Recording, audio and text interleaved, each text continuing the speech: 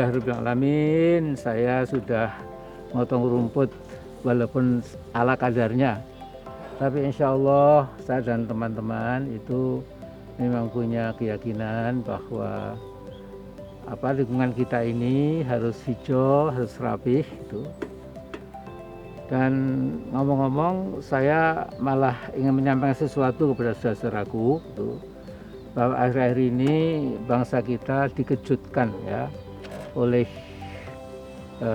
berita-berita yang memang otentik, itu bukan hoax, itu bukan hoax, gitu. Yaitu bahwa ada 2 menteri kabinet Pak Jokowi, kemudian juga kebetulan dari 2 partai besar ya, yang kecokok oleh KPK gitu. Tapi saya punya cerita yang mungkin bisa lebih menjelaskan ya.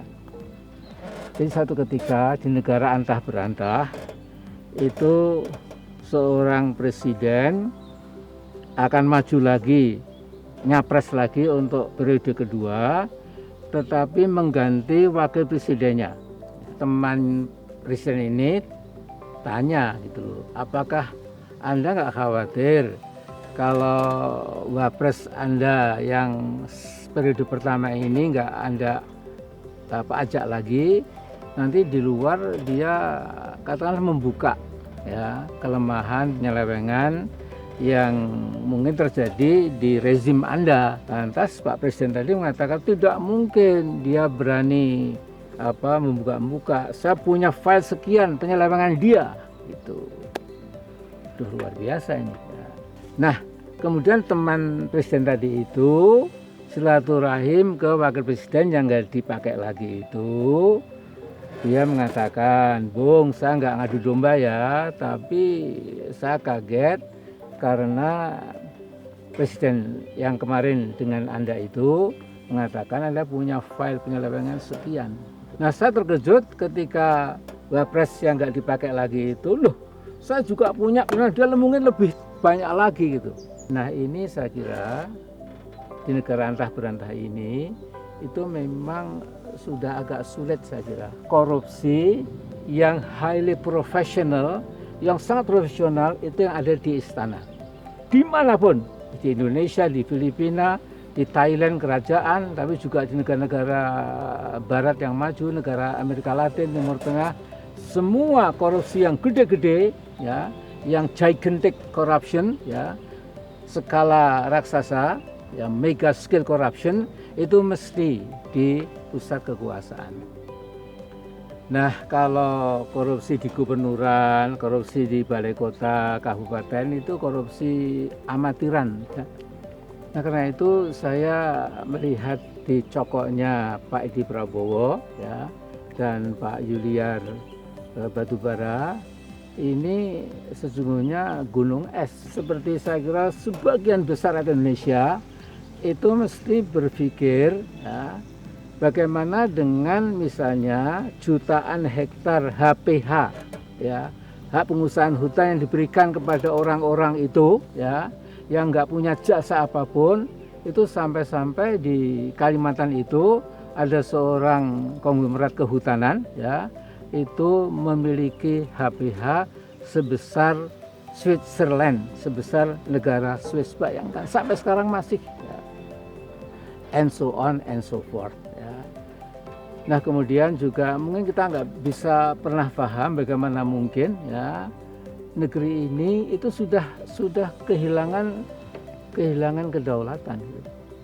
Misalnya saudara MS Kaban, Menteri Kehutanan yang kemarin itu ya, itu kan secara publik mengatakan bahwa 70 sekian, 74% kalau tidak salah ya, tanah DKI itu bukan miliknya orang Betawi, bukan itu orang-orang suku-suku yang lain ya, tapi dimiliki oleh konglomerat ya. Ini luar biasa.